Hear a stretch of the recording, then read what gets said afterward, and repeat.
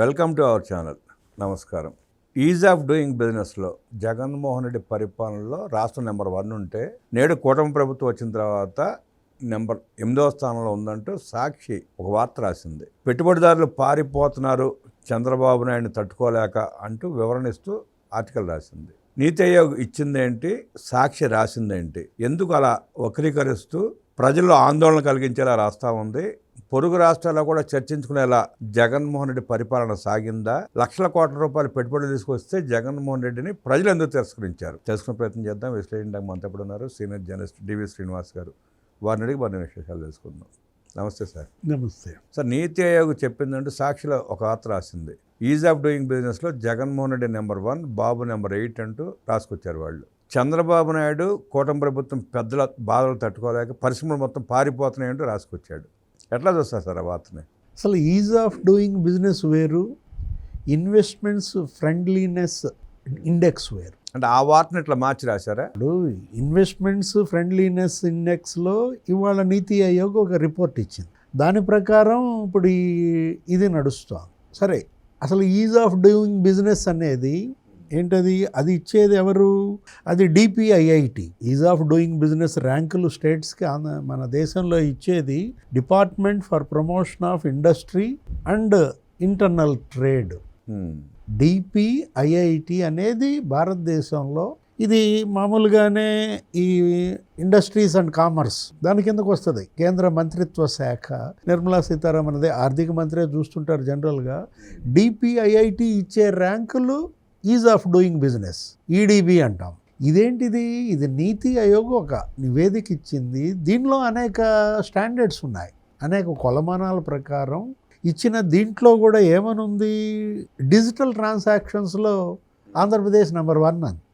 దేశవ్యాప్తంగా digital transactions అంటే పారదర్శకంగా జరిగేవి, ఈ డిజిటల్ ట్రాన్సాక్షన్స్ 4.5% ఉంటే జాతీయ సగటు, ఆంధ్రప్రదేశ్లో 18% ఉంది. నెక్స్ట్ ఇంకొక మాట ఏమని చెప్పింది? పవర్. పరిశ్రమలకు కావాల్సింది విద్యుత్. విద్యుత్ కోతలు, పవర్ హాలిడేస్ ఆ రాష్ట్రానికి జనరల్గా ఇన్వెస్ట్మెంట్స్ రావు.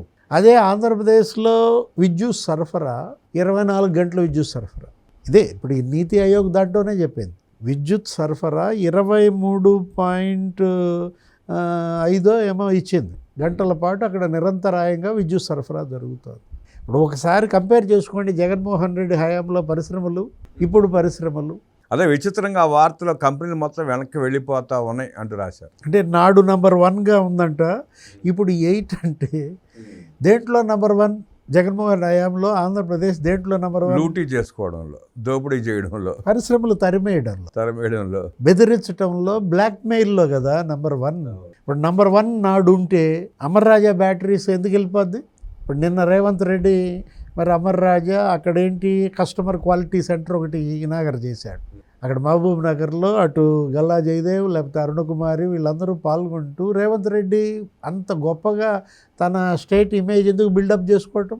10,000 కోట్ల పెట్టుబడులు వాళ్ళ తెలంగాణకి అమర్ రాజా వల్ల కలిసి వచ్చిన అదృష్టం. ఎవరు తరిమేశారు? జగన్మోహన్ రెడ్డి. ఆ రోజు సజ్జల రామకృష్ణారెడ్డే చెప్పాడు, ఏమని? మేమే తరిమేశాం, ఇక్కడ ఏదో మరి కాలుష్యం వస్తుందని తరిమేశాం. ఇవాళ అమర్ రాజా అటు చిత్తూరులో లేకపోతే ఆ ప్రాంతంలో ఎంతమందికి ఉపాధి అండి, ఎంత కార్పొరేట్ సోషల్ రెస్పాన్సిబిలిటీ కింద ఎన్ని స్కూల్స్, ఎన్ని హాస్పిటల్స్ నడుపుతున్నారు వాళ్ళు. అలాంటి దాన్ని బెదిరించాడు. వాటాల కోసం బెదిరిస్తే, లేకపోతే ట్రాన్స్పోర్ట్ కోసం బెదిరిస్తే, క్యాంటీన్ల కోసం బెదిరిస్తే ఎన్ని కంపెనీలు పారిపోయాయి. ఇప్పుడు నెంబర్ 1 ఆంధ్రప్రదేశ్ అంట జగన్మోహన్ రెడ్డి హయాంలో అని ఒకసారి గల్లా జయదేవ్ని అడగండి, లేకపోతే ఒకసారి ఆలీని అడగండి. లులు ఆయన చెప్తాడు కదా, ఏది విశాఖపట్నంలో లులు కన్వెన్షన్ సెంటర్ పెట్టడానికి ఆయన వస్తే ఆ భూములపై కన్నేసిన విజయసాయి రెడ్డి లేకపోతే ఈ సుబ్బారెడ్డి తరివేశారు. కియా వాళ్ళు ఇంకా బాగా చెప్తారు సార్. కియా సిఇఓని అడగండి. 18 ఆక్సిలరీ యూనిట్స్ అండి పారిపోయారు. 4,000 కోట్లు కాదు, 4,000 మందికి ఉపాధి పోయింది. ఇప్పుడు మొన్న లోకేష్ క్షమాపణ కోరాడు గల్లా జయదేవ్ గారిని. అదే అమర్ రాజా ఏది మీరు ఇంకా విస్తరణ కనుక చేస్తే ఆంధ్రప్రదేశ్లో ప్లాంట్లు విస్తరించండి. గత ఏది గత ప్రభుత్వం మీ పట్ల చూపినటువంటి దీనికి మేము క్షమాపణ తెలియజేస్తున్నాం రాష్ట్రం తరఫున అని లోకేష్ ట్వీట్కి ధన్యవాదాలు చెప్పాడు జయదేవ్. తప్పకుండా మేము ఆంధ్రప్రదేశ్ మాకు పుట్టిల్లు, దాన్ని వదిలిపెట్టే ప్రసక్తి లేదంటూ. ఇప్పుడు ఎఫ్డిఐ ఇప్పుడు మీరు చెప్పిన రిపోర్ట్లోనే 2024లో ఎఫ్డిఐ ఎంత వచ్చింది? దగ్గర దగ్గర $90 మిలియన్ వచ్చిందండి. అంటే ఆ వచ్చినటువంటి ఆ $90 మిలియన్ 25% ఆంధ్రప్రదేశ్. ఇప్పుడు 2024 కాదు, 2025లో కూడా ఇవాళ వచ్చిన విదేశీ ప్రత్యక్ష పెట్టుబడుల్లో రూపాయి భారతదేశానికి వస్తే పావలా ఆంధ్రప్రదేశ్కి వస్తున్నాయి. అతిపెద్ద ఎఫ్డిఐ అదంతా బోగస్ అంటున్నాడు. గూగుల్ డేటా సెంటర్ అది మళ్ళీ నేను తెచ్చానంటాడు. అది ఒకడేమో అది అసలు డేటా సెంటరు, దానివల్ల ఉష్ణోగ్రతలు పెరుగుతాయి, దానివల్ల కరెంటు అసలు ఇక నీకు కన్జంప్షన్ మనం తట్టుకోలేము. ఇప్పుడు ఈ వార్త సారాంశం కూడా అదే కదా సార్. గూగుల్ డేటా సెంటర్ రాలేదు, లేదా అరసల మిత్తలు రాలేదు, ఆ పరిశ్రమలు రాలేదు, అంతా బోగస్ అంటున్నాడు. అంటే ప్రధాని మోడీ రావటం బోగసా? అన్ని బోగస్ అంటున్నాడు. శంకుస్థాపనలు చేయటం వార్త సారాంశం అదే. ఇప్పుడు ఎన్టీపీసీ గ్రీన్ హైడ్రోజన్ హబ్గా అక్కడ 150,000 కోట్లు.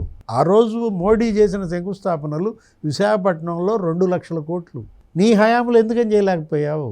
ఆర్సిలా స్టీల్ మిట్టల్ అది 1,50,000 కోట్లు. ఏది కుమారస్వామి వచ్చాడు, శంకుస్థాపన చేశాడు చంద్రబాబు. ఇప్పుడు నిన్నగాక మొన్న ఏది అశ్విని వైష్ణవే చెప్పాడు కదా. ఇప్పుడు అదేంటి, అది జోన్ ఇనాగ్రేషన్కి వచ్చాడు, లేకపోతే గూగుల్ డేటా సెంటర్ శంకుస్థాపనకు వచ్చాడు. అని ఇప్పుడు క్వాంటమ్ వ్యాలీ జితేంద్ర సింగ్ వచ్చి శంకుస్థాపన చేశాడు. ఇక్కడ 50 ఎకరాల్లో క్వాంటమ్ వ్యాలీ, అటు మైక్రోసాఫ్ట్ క్వాంటమ్ సెంటర్ పెడుతున్నారు.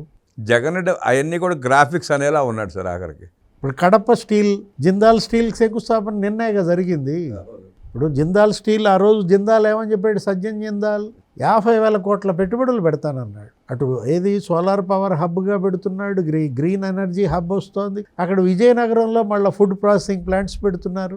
ఫైటర్ జెట్స్ శంకుస్థాపన చేశారు, 1,00,000 కోట్లు. ఏది రాజ్నాథ్ సింగ్ పుట్టపర్తిలో ఫస్ట్ ఫేజ్ 15,000 కోట్లు. రేపుడు అక్కడ 1,00,000 కోట్లతో అక్కడ ఫైటర్ జెట్ అసెంబ్లింగ్ యూనిట్. అంటే ఇప్పుడు నిన్న కొరియా వెళ్ళాడు లోకేష్. ఇప్పుడు కొరియా ఇవాళ సెమీ కండక్టర్స్ ప్లాంట్స్ పెడుతుంది. 14,000 కోట్లతో semi conductors plant. South Korea, Japan వాళ్ళు ఇంకొక 1,000 కోట్లతో వాళ్ళ సెమీ కండక్టర్స్ ప్లాంట్. ఇటు చిప్ తయారీ పరిశ్రమలు. పరిశ్రమలకి ఇవాళ గమ్యస్థానంగా మారితే నంబర్ 8 అంటున్నాడు. అక్కడ ఆగకుండా పరిశ్రమలు పారిపోతాయి అంటున్నాడు. 1,00,000 కోట్లు అంత అమ్మక్క అంటున్నాడు. ఇవన్నీ కాకం కబుర్లు అంటున్నాడు. తోపుదుర్తి ప్రకాష్ రెడ్డి ఎక్కడున్నాడు?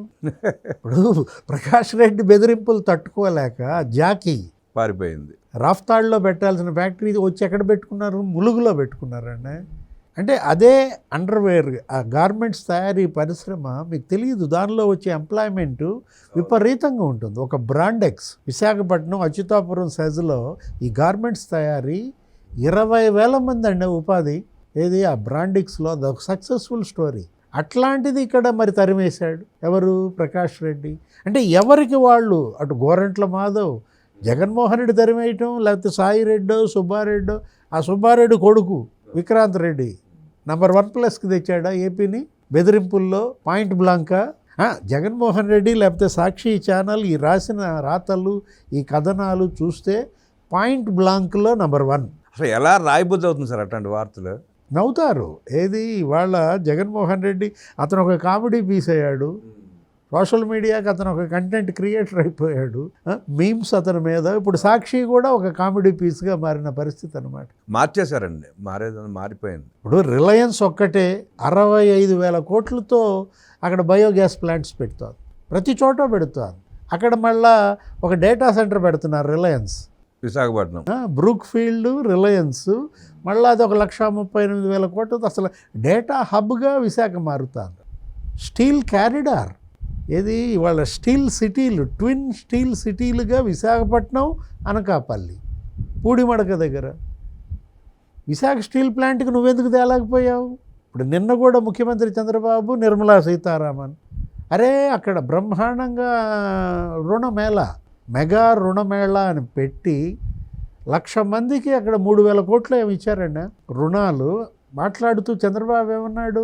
నిర్మలా సీతారామన్ చేసినటువంటి మేలు ఏమనాలంటే, ఆమె జగన్మోహన్ రెడ్డి హయాంలో తెచ్చిన అప్పులకి దగ్గర ఒక 4% తగ్గించింది ఇంట్రెస్ట్. అంటే 13% 12%కి తెచ్చాడు అప్పులు. ఆ అప్పుల వల్లే ఇప్పుడు ఈ ర్యాంకు. ఇంకో విషయం చెప్పాలంటే జగన్ తెచ్చిన అప్పుల వల్లే ఆంధ్రప్రదేశ్కి ఇప్పుడు ఈ ర్యాంకు. ఇప్పుడు యాక్చువల్గా ఇన్వెస్ట్మెంట్స్ విషయంలోకి వచ్చేసరికి బ్రహ్మాండంగా నెంబర్ 1 ప్లేస్లో వచ్చిన దీన్ని నీతి ఆయోగ్ ఏం చేసిందంటే, మీరు ఆర్థిక క్రమశిక్షణ ఆంధ్రప్రదేశ్లో తగ్గింది కాబట్టి 8కి ఇచ్చారు. ఇప్పుడు అదే 13% ఇంట్రెస్ట్ని నిర్మలా సీతారామన్ ఇప్పుడు 8%కి తగ్గించింది. 9%కి తగ్గించిన పరిస్థితుల్లో ఏడాదికి 1500 కోట్లు అంటున్నా వడ్డీ భారం తగ్గింది. నిన్న నరసరావుపేటలో ముఖ్యమంత్రి చంద్రబాబు చెప్తున్నారు, ఇప్పుడు ఇవాళ జగన్మోహన్ రెడ్డి హయాంలో భూముల కేటాయింపు ఎలా జరిగింది, ఇప్పుడు ఎలా జరుగుతుంది, ఎంత పారదర్శకంగా జరుగుతుంది. అదేమంటే ఏమంటాడు, రూపాయికి ఇడ్లీ కూడా రాదు, వీళ్ళు రూపాయికి ఎకరం ఇస్తున్నారు 99 పైసలకి అంటూ గోల. హైకోర్టు తిట్టొదులు పెట్టింది. మీది వెనుకబడిన రాష్ట్రం ఆంధ్రప్రదేశ్, ఇవాళ పరిశ్రమలు లేకపోతే మరి యువతకు ఉపాధి ఎలా? 23 నెలల్లో 23 లక్షల కోట్ల పెట్టుబడులు MOU చేసుకోవటం 8th ర్యాంకా? 23 లక్షల కోట్ల రూపాయలు, 10 లక్షల కోట్ల రూపాయలు గ్రౌండ్ అవుతున్న పరిస్థితి కూడా చూసాం కదా. గ్రౌండ్ అయ్యాయి.